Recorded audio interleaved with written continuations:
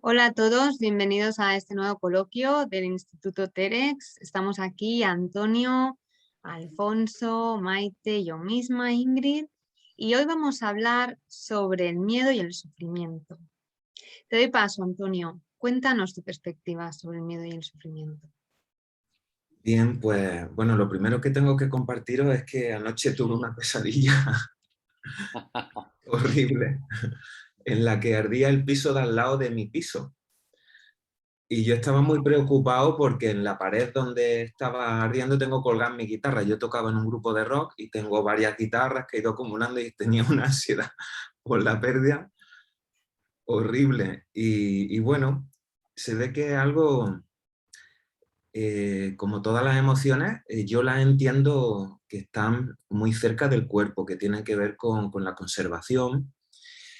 Yo diferencio el miedo del sufrimiento. Para mí el miedo es una reacción eh, de evitación de algo físico, una respuesta adaptativa, que tiene que ver pues, cuando vivíamos en otro entorno. Bueno, pues eso que como os digo está impreso en nuestro diseño. No siempre hemos vivido en esta sociedad tan confortable y nuestro cuerpo sigue perteneciendo a otro contexto y sigue teniendo las respuestas a ese contexto. Eh, Creo que el miedo, eh, en cierta medida, bueno, que nos bloquee y nos evite. También hay otras conversaciones, ¿no? que he tenido, que hay dos tipos de respuestas frente al vértigo. Cuando nos asomamos a un precipicio, hay personas a las que el miedo les bloquea y hace que se vayan hacia atrás y les protege. Y hay otras personas que sienten pérdida de conciencia, de control y caen en esa pérdida del poder personal, ¿no? Entonces el miedo a mí me habla de que evita que caigamos, de que entremos en ciertas situaciones que son de mucho riesgo. Y el sufrimiento lo veo a otro nivel menos físico, ¿no? Para mí implica pérdida, pérdida de algo del pasado, pérdida de una persona, de nuestra familia, pérdida de estatus, pérdida de espacios de confort y, bueno, el miedo, o sea, el sufrimiento, el dolor. Veo que tiene que ver con algo más mental, ¿no? Una respuesta a algo que ya no está. Y por eso, personalmente, a mí me resulta mucho más difícil gestionarlo, ¿no? Porque no lo tengo delante para poder afrontarlo. Podíamos entrar en detalles, pero bueno, que querría antes escucharos. Bien, pues sigo yo. El, el miedo efectivamente es una emoción y una emoción adaptativa, una emoción que en principio de manera, digamos, normal, sana, pues nos ayuda a ser prudentes, ¿no? Como decimos, prudentes, precavidos, eh, de alguna manera evitar un daño para nosotros y para los demás, ¿no? El problema es que el miedo suele ir más allá, ¿no? En esta sociedad el miedo se amplía a situaciones, digamos, culturales y y a limitaciones personales, ¿no? Y esto es lo que nos suele llevar al sufrimiento, desde mi punto de vista. Cuando el miedo trasciende de lo natural, de esa precaución que decía Antonio Alfonso, de no caerte por el vértigo, sino tener vértigo, pues me echo para atrás para no caerme, ¿no? Sino que tengo miedo a lo que puede ocurrir, mm, como por ejemplo tengo miedo en esta pandemia, tengo miedo a enfermar, tengo miedo a morirme, eh, pero ¿tengo suficiente conocimiento de ese miedo o ese miedo me lo han ido generando, me lo han ido creando, me lo han ido inculcando y a lo mejor no hay tantos motivos para miedo, para ese miedo? Claro, bueno, pues esta otra perspectiva que creo que es interesante de explorar. Y el sufrimiento llega em, cuando el dolor que me ha provocado una pérdida, una ruptura, e incluso el miedo, pues ese dolor no lo digiero bien, no lo acepto. Y, y creo que tiene que ver con el miedo en el sentido de que el sufrimiento es limitante, como el miedo no natural es también limitante. Así que son dos aspectos, de mi punto de vista, relacionados con la psicología, digamos, negativa. Son aspectos negativos de la mente que están muy presentes en todos. Todos hemos pasado miedo, más miedo de allá de los racionales o de los naturales. Todos hemos sufrido y por lo tanto estamos también hoy ante un tema muy importante y muy general del ser humano.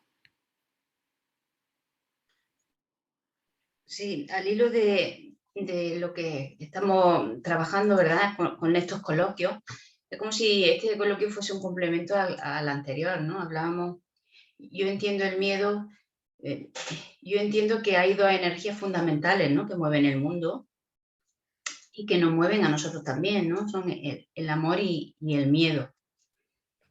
Evidentemente el miedo existe como un protector, ¿no? Está en la memoria y realmente sin miedo nosotros no podríamos, no habría una existencia. El miedo siempre nos protege, una memoria, ¿no? Como memoria nos protege de algo que es posible y que ya sabemos que es posible que pueda pasar, ¿no? Cuando Antonio habla del precipicio, si yo no tuviera miedo, posiblemente me tiraría por el precipicio. Si voy a vivir esta experiencia, me tiro por el precipicio y punto, ¿no? Cuando hablamos del sufrimiento, yo entiendo que el sufrimiento es una consecuencia, no de un miedo ya bien entendido. Cuando el miedo no hay un equilibrio sano entre esas dos fuerzas fundamentales que nos mueven. Entonces eso me causa sufrimiento. El miedo parte también de esa idea fundamental que tiene el ego de estar separado, ¿no? En el momento que nosotros como persona o personalidad nos sentimos separados del resto, separados del mundo. Es la identificación con esta parte de nosotros la que nos hace sentirnos solos, desprotegidos, desactiva la confianza, la gratitud en la vida.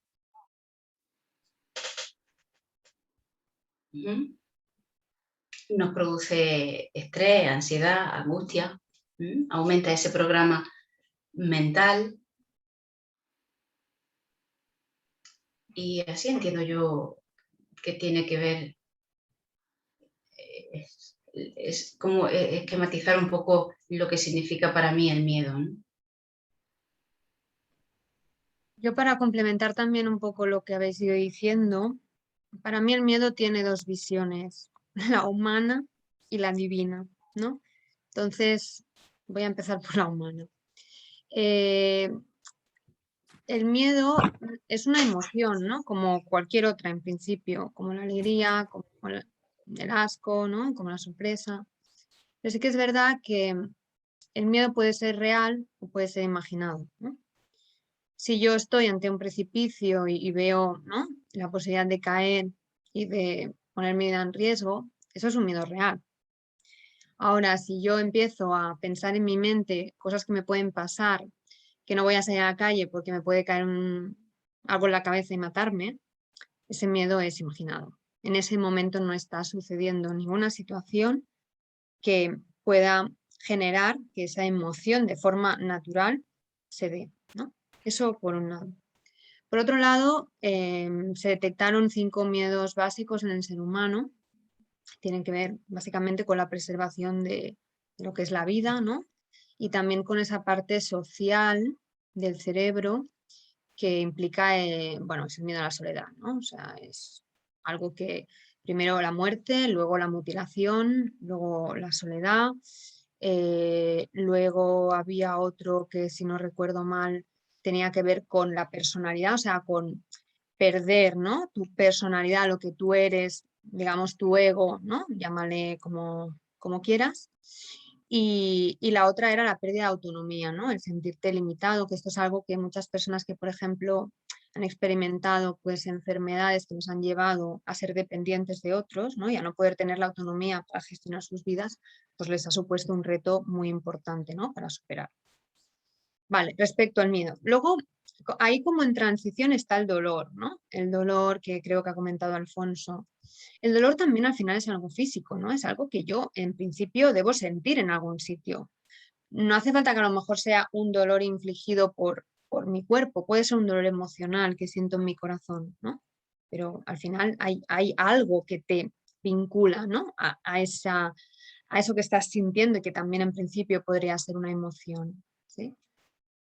También es verdad que muchas veces el dolor se prolonga un poco más de tiempo del suceso, ¿no? Es decir, yo, por ejemplo, se me muere alguien, se me muere en un momento, ¿no? Un ser querido se me muere en un momento. Y a lo mejor unos días después sigo sintiendo dolor, ¿no? Sigo sintiendo como esa emoción ahí de pérdida, de alguien que voy a añorar, ¿no? El duelo. Vale. Luego para mí está como el sufrimiento. Entonces el sufrimiento ya es como, digo yo, el último estado, es ya un estado de ánimo. No es una emoción, un sentimiento que estoy experimentando. Para mí el sufrimiento ya implica haber cogido algo, lo que sea, que ha sido, pues, que te ha dolido, que te ha hecho daño, y hacértelo tuyo, ¿no? Es como darle ese toque de, esto es para mí. Entonces, claro, sí que es verdad que muchas veces no nos damos cuenta de que hacemos eso. Y es difícil, ¿no? Detectar cómo ha sido ese proceso de pasar de una emoción dolorosa, ¿no? O conectada al miedo a un proceso de sufrirlo, e incluso de sufrirlo durante años, e incluso de cronificarlo, ¿no? Entonces, pienso que ahí es donde está un poco para mí la diferencia entre lo que sucede, ¿no? Y también voy a poner ahí un poco, ¿no? La patita de lo que es mi campo, porque la psicología positiva precisamente ha sido muy criticada porque hay gente que entiende que la psicología positiva es rechazar las emociones negativas y no es así, ¿no? Lo que la psicología positiva enfoca es, vale, las emociones son las que son, las positivas y las negativas, que bueno, esto podríamos ponerlo de muchas maneras, ¿no? Las que te hacen sentir bien, las que te hacen sentir mal, eso cada uno que le ponga la etiqueta que le guste. Pero sí que es verdad que si tú, más allá del suceso, perpetúas la emoción que te hace sentir mal o negativa, al final acabarás en el sufrimiento, acabarás en un dolor perpetuo. Y eso posiblemente no es el estado en el que quieres estar, ¿sí? Y desde esa energía en la que te mueves, vas a traer y vas a vivir la vida desde una visión poco optimista, ¿no? Todo lo vas a ver negro, ¿no? Es como si tuvieses, siempre pongo el ejemplo, ¿no? Imagínate que vas a la óptica y te dan unas gafas para probar que tienen unos cristales ahí limpitos y tal, lo verás todo, claro, pero claro, si de golpe te dicen, tome, ponte estas, unas gafas negras opacas que no ves nada, pues al final el filtro es importante también, ¿no? Y ese filtro lo pones tú, con lo que tú eliges, ¿no? Entonces, ¿qué gafas te quieres poner? Eso es un poco para mí la visión de la psicología positiva. Lo que pasa está pasando y es lo que hay detrás del cristal. Pero cómo tú quieres ver eso, sí que es una actitud, ¿no? Sí que es una forma de enfocar las cosas.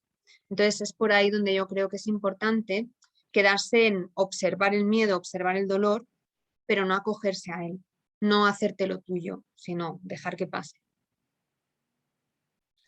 Me hace pensar, Ingrid, no sé si exactamente esa frase, ¿no? Que el dolor se acepta, ¿no?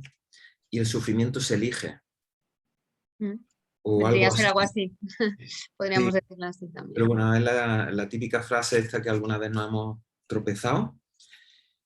Y claro, hay cosas que en la vida no podemos evitar, ¿no? Por la pérdida en general, parte del ciclo. Y como decíamos, ¿no? A mí me gustaría seguir abundando en esto, ¿no? En la diferencia entre el miedo y el sufrimiento o el dolor. Para mí el miedo actúa, como os decía, ¿no? Te pone en marcha. El sufrimiento no actúa, te detiene. Te puede llevar a la depresión. También, estoy siendo igual un poco, ¿verdad?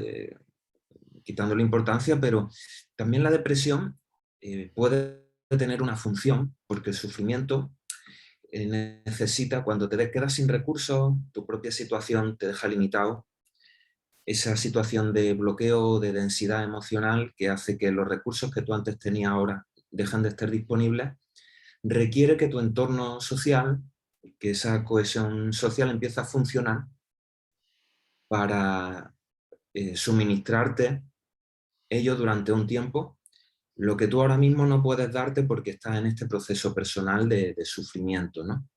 Incluso puedes conectarte con eso, ¿no? Con el sufrimiento para llamar al grupo, como una forma de llamar al grupo, como una estrategia de reclamar la atención del grupo.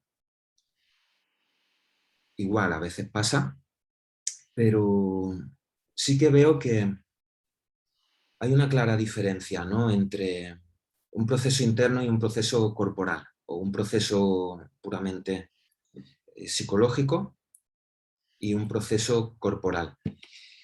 Mucho de cuando empezamos a escuchar, ¿no? A través del miedo, ¿no? Pues la diferencia entre depresión, estrés, ansiedad, que todavía no están claras del todo, pues siempre estamos intentando, sí que nos dirigen a detectar los síntomas físicos, ¿no? Los síntomas físicos del estrés, de sudoración, cada cual tiene los suyos predominantes porque tienen que ver con neurotransmisores, pero sí que hay unos claros síntomas del estrés, sequedad en la boca, y me gustaría nombrar, ¿vale? Nombrarlo brevemente y luego, si tenemos tiempo para otra intervención, una curiosidad que viví allí ayer en una cena con respecto a nuestro grupo, ¿no? A nuestra empresa, el Instituto TERE, y el miedo a la conciencia, el miedo a despertar. Pero antes voy a nombrar lo que he podido ir recogiendo sobre la ansiedad. La ansiedad, habla Vizquerra, que anticipa, está basada en la imaginación, inventa, ¿vale? Es una respuesta fóbica a algo que no está presente, está en un futuro. Está basado en hechos reales como las películas, pero es ficción. El estrés es la respuesta a la falta de recursos, a la falta de tiempo, a la falta de confianza, a la falta de medios, a la falta de dinero. Es una respuesta. Luego está la fobia, que es un miedo desproporcionado a situaciones muy concretas. Yo creo que todo el mundo tenemos alguna fobia, quien no la tiene a la araña, la tiene a las serpientes, a los ratones y al fuego, a cualquier historia. Pero es verdad que, bueno, tiene que ver con un trauma o con algo aprendido, ¿no? Con un programa que te ha creado tu entorno en la infancia y ya está ahí, ¿no? Hay una realidad pasada, pero igualmente ficticia. Y luego está la depresión, que para mí tiene que ver con el sufrimiento, ¿no? Ese estado se llama distimia, creo, ¿no? Que tu propio estado emocional te impide darte, que uno de los problemas que yo siempre he visto en la psicología tradicional, cuando yo o alguien de mi entorno ha pasado por una consulta y te dicen tienes que hacer esto, esto y esto, y justamente te están pidiendo que hagas cosas que justamente no puedes hacer y te ha llevado a la depresión, ¿no? Sí, estoy falto de recursos y de autonomía, no me puedes pedir que haga esto porque no tengo los recursos. Y se crea esa rueda, ¿no? Y esa desconfianza con ciertos terapeutas que te dan recetas y no te dan acompañamiento, que te dan, bueno, frente a otros terapeutas, otros tipos de formaciones o acompañamientos que te hacen dar 2 pasos para que tú tengas un poquito de fuerza y puedas dar el tercero, el cuarto, el quinto, y si en el sexto falla, vuelven a estar ahí, ¿no? Pero claro, te acompañan en la adquisición de autonomía. Para mí, el fin del sufrimiento, el entorno, la cohesión social, es algo muy importante y que, bueno, esto ya es una opinión personal, pero creo que ya hace muchos años, hace 20, 30 años que vengo escuchando y también diciendo que esta sociedad está descuidando. Muy bien, pues sí, la sociedad está descuidándolo y la sociedad nos ha metido en un mundo, ¿cómo decir? En un mundo de sufrimiento y de miedo. En este sentido quería leer una cita de Jack Kornfield que dice: nuestros sufrimientos colectivos incluyen el pesar por la guerra y el racismo, el aislamiento y la tortura de los prisioneros de todo el mundo, el hambre innecesaria, la enfermedad y el abandono de cualquier ser humano. Este sufrimiento es el que estamos llamados a comprender y transformar. Es decir, estas situaciones difíciles de la humanidad y las personales nos llevan a este sufrimiento en el que elegimos, un sufrimiento del dolor de esas situaciones. Y la clave está también en comprender y en aceptar esas situaciones, porque muchas veces tendemos a montarnos nuestra vida y nuestro tiempo, nuestro futuro, intentando evitar eso, ¿no? Tendemos a ser evitativos, tendemos a quitarnos el miedo, a quitarnos la inseguridad. Así que buscamos muchas veces de manera compulsiva la seguridad. Queremos estar seguros, queremos tener certidumbre. Y precisamente ahora vivimos en la época de la incertidumbre. El que no se ha dado cuenta ya es que está fuera del mundo, ¿no? Estamos en el mundo de la incertidumbre, en el mundo de que no podemos asegurar nada. No sabemos el año que viene si nos van a vacunar 20 veces o van a proponer eso o nos van a dejar mascarillas, ¿no? Si se va a morir la mitad de la población o no, si va a venir otra pandemia o no. Está todo mucho más en el aire, digamos, ¿no? Y sin embargo nos han educado y hemos ido creciendo en ese, bueno, yo quiero en mi mundo que me dejen tranquilo y tener mi certidumbre y tener mi seguridad. Pero la realidad te va dando torta y te va demostrando que no. Es que por mucho que quieras tener seguridad, este mundo es impredecible. Lo que puedes, pues, acompañarte, puedes sentirte acompañado y puedes sentirte amoroso, seguro, desde esa perspectiva emocional. Pero también debes de aceptar que no puedes controlar el mundo y que no puedes controlar la vida y menos la vida de los demás. Entonces, esto también es un camino para explorar mentalmente, personalmente y colectivamente.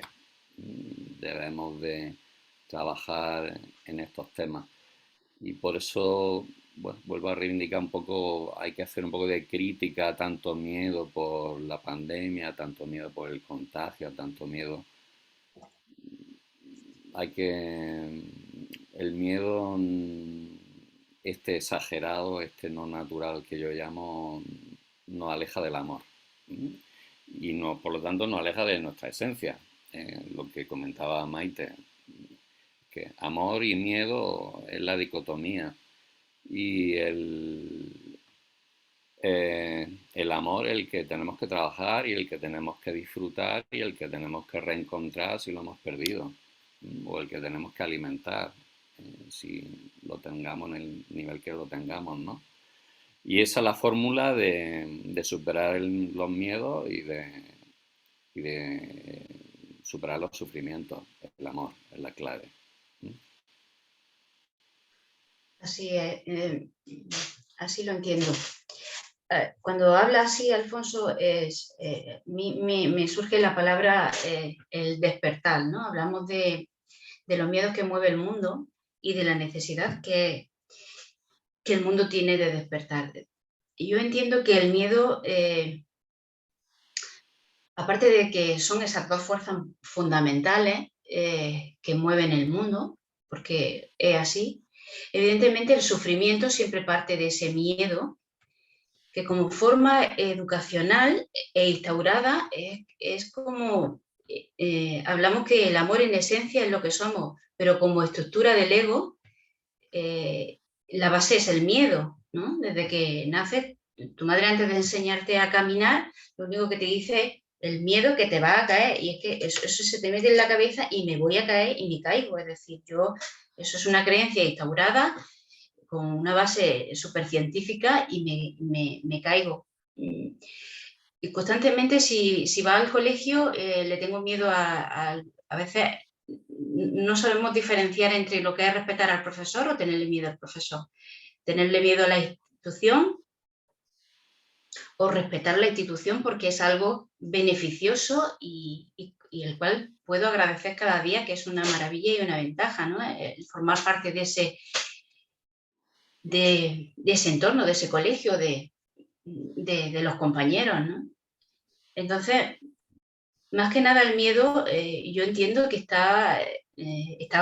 se apodera de nuestra personalidad, ¿no? La única forma de salir de ahí es verdad que es cuando ya la vida te da un empujón y te enfrenta a cosas muy difíciles y te enfrentas con ese sufrimiento hasta que ya dices, vale, me rindo, ¿no? Un momento, me rindo, aburro, porque partiendo desde ese principio de soledad, en el momento en que dices, te va a pasar algo si tú no haces algo con la escalera, ¿no? Porque existe la posibilidad de que te caiga. A lo mejor no pasa nada si me caigo, ¿no? Porque constantemente vivo así. Es decir, eso ya lo instauro y salir de ahí me cuesta un montón de trabajo.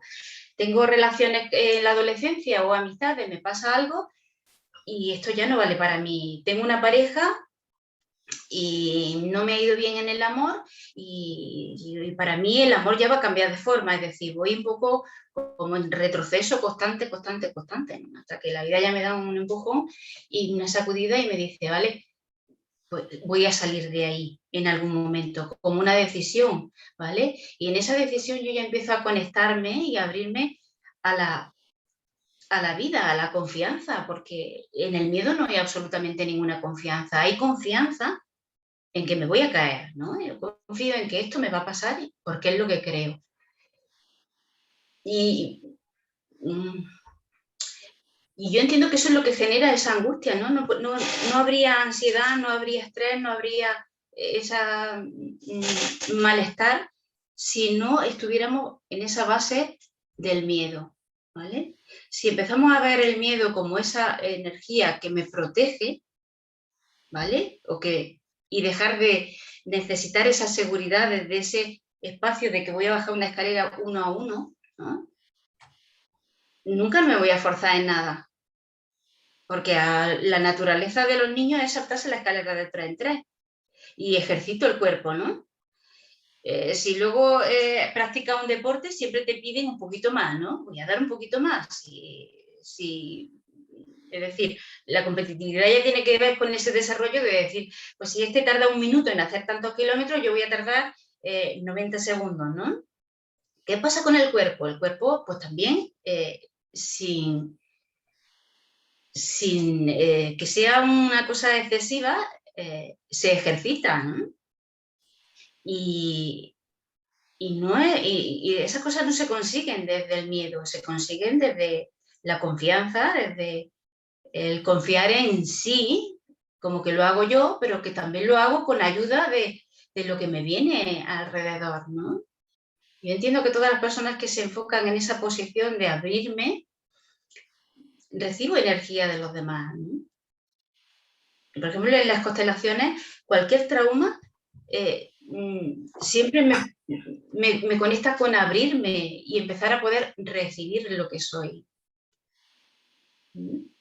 Y el miedo me sirve para eso, es un gran mensajero de darme cuenta de que si estoy en el miedo y estoy sufriendo, no hay amor, no estoy en el amor no está equilibrado. Partiendo de esas dos fuerzas, no hay un equilibrio, ¿no?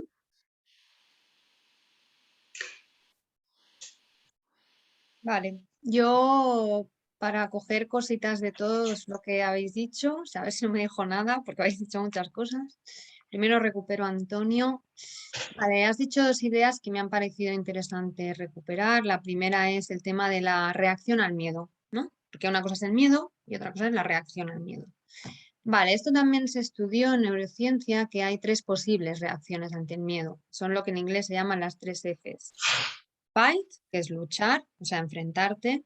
El freeze, que es quedarte congelado, o sea, no hacer nada, quedarte quieto, inmóvil, ¿no? Y luego la otra es el flight, el salir volando, vamos, huir lo más rápido que puedas, ¿no?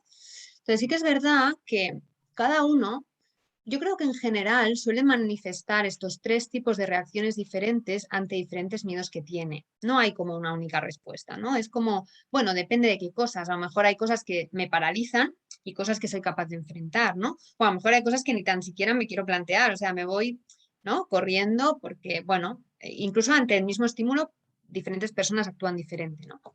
Eso por un lado. Creo que cada uno es bueno que reflexione sobre cuáles son sus mecanismos de respuesta al miedo. Por otro lado, también lo que decías de cómo se siente una persona cuando, bueno, llega a ciertos niveles, ¿no? Ya sea de ansiedad o de depresión.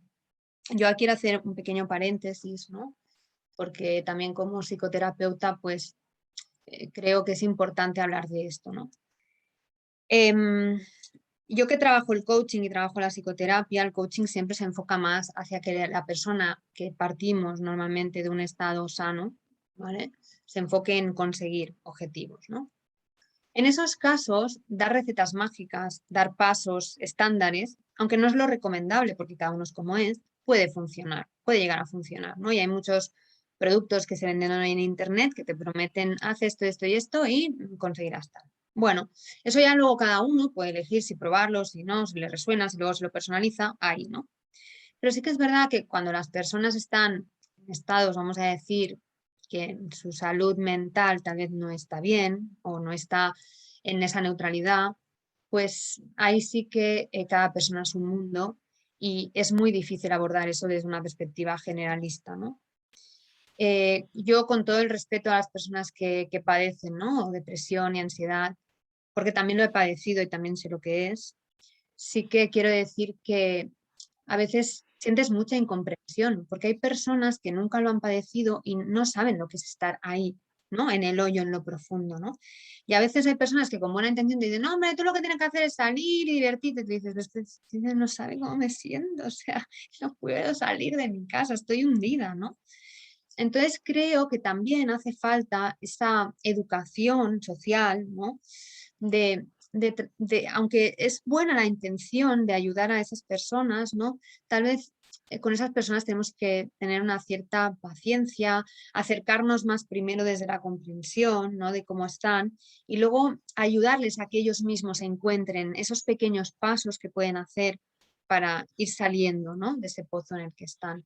Y también me gustaría decir que así como la ansiedad puede llegar a ser algo más derivado, ¿no? de las situaciones, de la educación recibida, en la depresión hay un cierto factor genético, ¿no? de la predisposición familiar a esa depresión. Y a veces esto no se quiere aceptar porque, bueno, no es bien recibido, ¿no? Que una persona esté en depresión parece como que está enferma, como que ¿no? Está mal y yo lo que, bueno, con este paréntesis quiero decir es sobre todo a estas personas dediquémosle más atención, ¿no? Que nunca, porque realmente si supieran salir de ahí ya hubiesen salido, ¿no? El problema es que hay que hacerlo. Y si quieres estar a su lado, la mejor manera de apoyarle es tratar de comprenderle y de ¿no? Darle como ese sustento en el cual la persona pueda sentirse libre, ¿no? De poder dar ese primer paso. Y volviendo al tema del coloquio, recupero también la idea de Alfonso, de cómo sí que hay también esa visión del miedo desde el transgeneracional, ¿no? Desde que el ser humano ya cuando nace tiene en su chip, en su cerebro, un montón de memorias, ¿no? De todas las guerras, de todo el sufrimiento de las generaciones anteriores, y saberlo también es importante. Es decir, en principio no nacemos ¿no? Como en plan reset, ya tenemos algunos programitas instalados que si los fomentamos y los activamos, pues es fácil, ¿no? Que acaben convirtiéndose en el programa padre, ¿vale? En el que actúa. Y para recoger algo de Maite también y esa visión más espiritual del amor y el miedo, decir que, bueno, sí que pienso que al final, ¿no? Y también la metáfora esa de las gafas, decir que el miedo al final tiene que ver con esa parte de mí que es mi ego, que cree que la vida puede ser hostil, que hay cosas que a lo mejor es necesario enfrentar, ¿no? Que yo tengo que estar a la defensiva para poder sobrevivir, ¿no? en este entorno. Y la visión espiritual de ese amor es como más, bueno, sé que soy esencia, sé que la vida conspira a mi favor, ¿no? Sé que lo que me merezco es que las cosas me vayan bien. Y sí, a lo mejor las cosas no irán siempre como yo quiero que vayan o no todo será perfecto, ¿no? Pero aún así, ¿no? Trasciendo, y esto es algo que también es muy importante cuando hablamos en la espiritualidad, al final es trascender el miedo, ¿no? Trascender la personalidad o el ego y quedarte, ¿no? En un estado un poco superior, que normalmente le llamamos conciencia, donde desde ese estado observar la realidad y lo que sucede ya no hay tanto apego, ¿no? Somos más capaces de tomar esa distancia y elegir desde la libertad. Aún así, es verdad que, bueno, hay miedos que son reales y que uno se enfrenta, ¿no? Y que es necesario que estén. Es decir, si yo no tuviera la conciencia de saber que si me tiro por un balcón me mataré, pues cogería y me tiraría, ¿no? Quiero decir, el medio tiene en el fondo, tiene una función, ¿no? El problema es cuando cogemos irracionalmente un montón de cosas y empezamos, ¿no? Bueno, claro, pues si te caes te harás daño. Bueno, no, yo me he caído muchas veces y no me he hecho daño y me he caído otras veces y me he hecho daño. O sea, es como, intentemos como no pensar tanto en el efecto, intentemos poner el foco en, oye, ves con cuidado, si te caes, igual te haces daño, ¿no? No es lo mismo, o sea, no es lo mismo que yo te diga, oye, si te caes igual te haces daño, que ves con cuidado, te vas a caer y te abrirás la cabeza, ¿no? Las palabras al final son importantes, que esto es algo que la PNL también, ¿no? Ponemos mucho foco, la programación neurolingüística. El cerebro se convierte en lo que tú escuchas, en lo que tú te dices a ti mismo, ¿no? Entonces, ojo al lenguaje, es como el mensaje que quería dar. Intentemos desde esa conciencia, ¿no? Cuando hablemos, ver lo que estamos diciendo, cómo estamos poniendo el foco, si en el amor, en la posibilidad o en el miedo, y tratemos sobre todo de ir a la comprensión, ¿no? Sobre todo a la comprensión de nosotros mismos y de los demás, porque realmente creo que en este tema también somos muy diversos. Somos muy, muy diversos. Pues yo, Ingrid, y muy brevemente, para finalizar, quiero recoger algo que tú dices, ¿no? Estas 3 F y la cuarta F que ha añadido, que es freedom. Y comentaros esto, ¿no? Ayer estaba en una charla y hablaba del Instituto Teres, de esta charla que íbamos a tener hoy, bueno, pues de cómo en el debate o en la charla, en el encuentro que tuvimos en la anterior, ahora hablamos de las emociones, me hace pensar en que tenemos un espacio de formación en inteligencia emocional en el que a partir de septiembre pues podéis participar, sentirnos acompañados, no a través de recetas, sino a través de presencia, que es lo que nos caracteriza en el Instituto Teres. Bueno, pues este trabajo que tenemos de integrar, de compartir, de exponer diferentes puntos de vista para que cada cual pueda elaborar su propia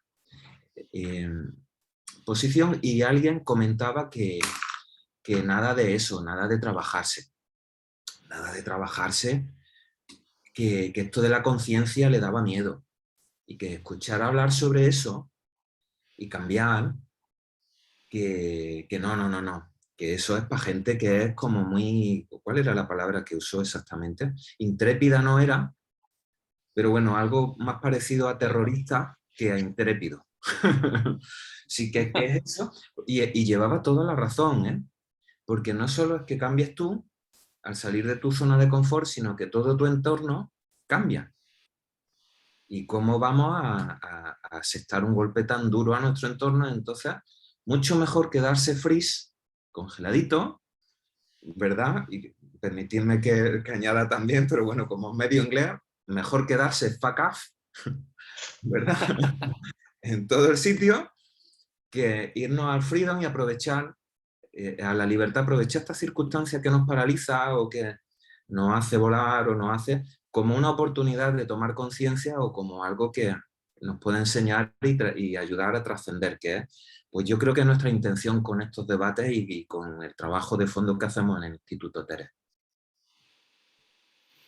Sí, muy bien, Antonio. Así es, yo sé que puede dar miedo explorarse, autoindagarse, tomar conciencia, pero es que es la manera de crecer y de evolucionar y bueno, de ir hacia donde uno debe ir, de manera natural, porque creo que en este mundo estamos para ir creciendo, no estamos para quedarnos quietitos o incluso como la avestruces, ¿no?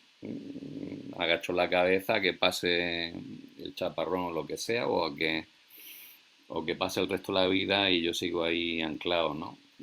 Estamos en la oportunidad de cambiar, de mejor, pero para mejorar, no cambiar por cambiar, sino para mejorar y entonces en esto hay que superar los miedos, hay que superar ese miedo también al sufrimiento que se tiene, ¿no?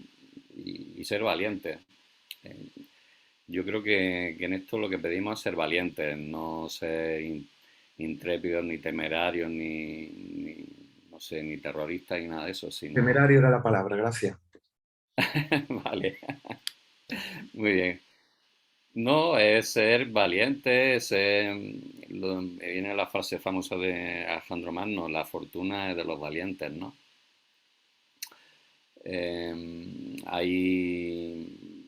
Hay que trabajarse y luchar por la vida y luchar por uno mismo. Y sí que cuando evolucionamos repercute en nuestro entorno, es verdad, pero normalmente para mejor. Es verdad que a veces cuesta al entorno ajustarse a nosotros, a esos cambios, ¿no? Pero al final, si es desde el amor de lo que estamos haciendo todo esto, que es la clave, al final todo encaja porque el amor es cercanía, es pegamento de alguna manera, ¿no? Muy bien.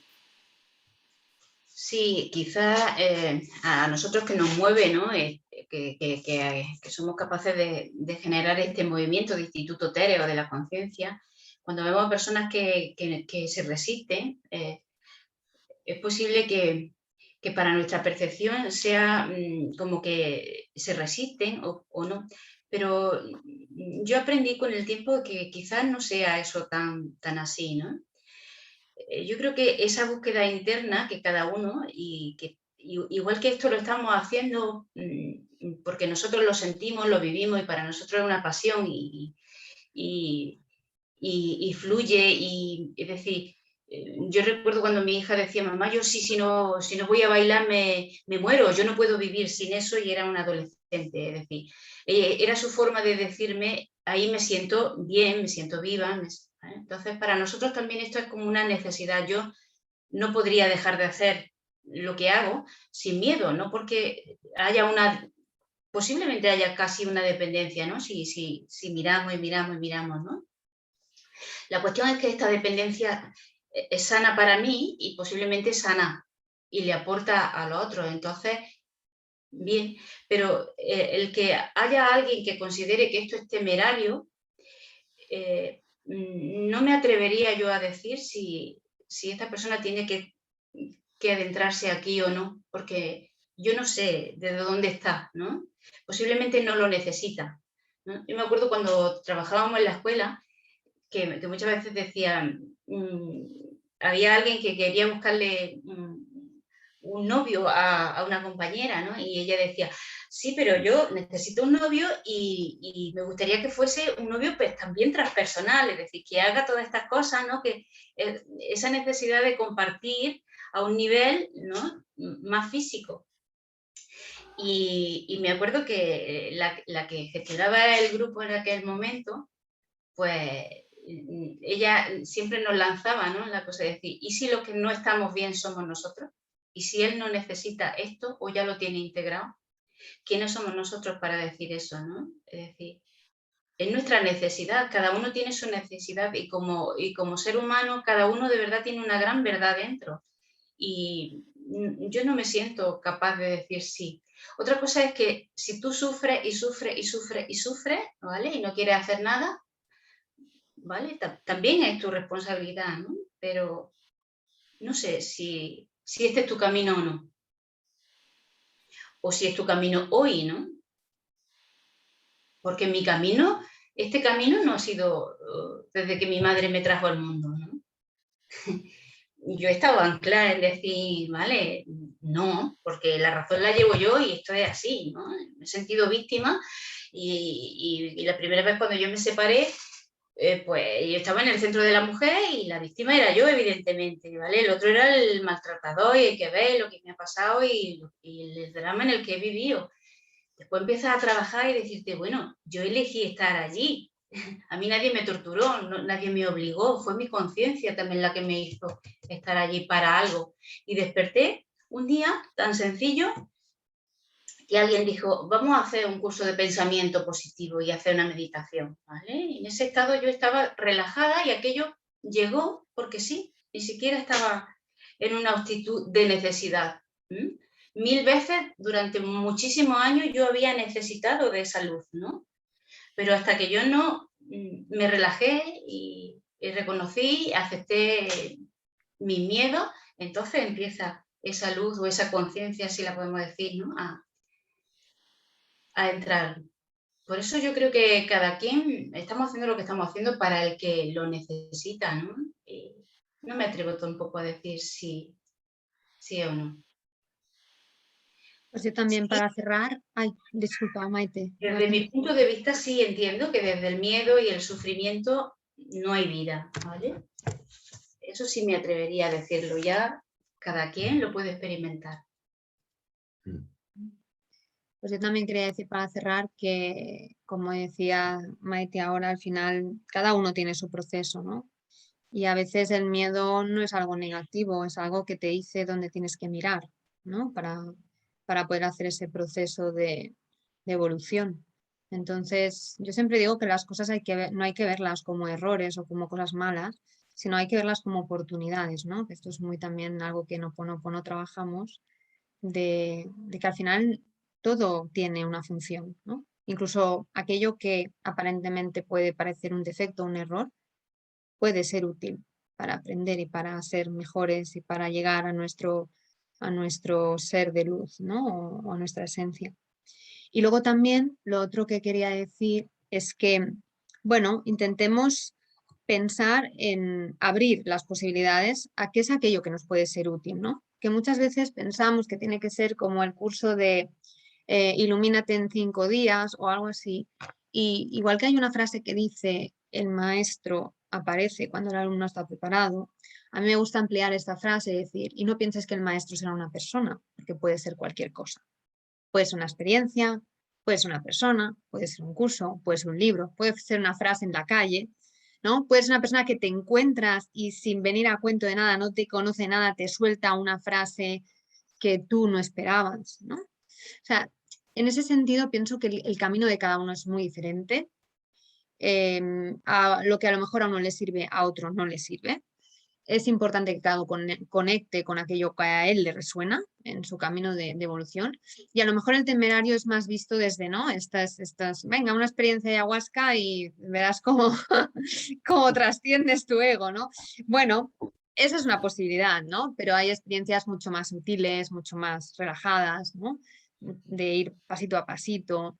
Entonces, bueno, pienso que hay para todos los gustos, igual que hay personas que les va al riesgo y hay personas que son súper aversas, ¿no? Pues cada uno es cuestión de elegir lo que les gusta y por supuesto desde el Instituto T-REX tenemos nuestra propia oferta, ¿no? De cursos y de recursos para aquellas personas que quieran mirar en la web, todo lo que pueden encontrar ahí.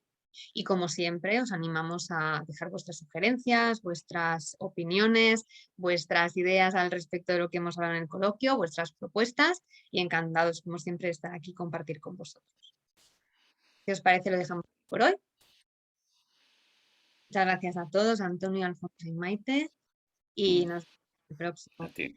Chao. Chao.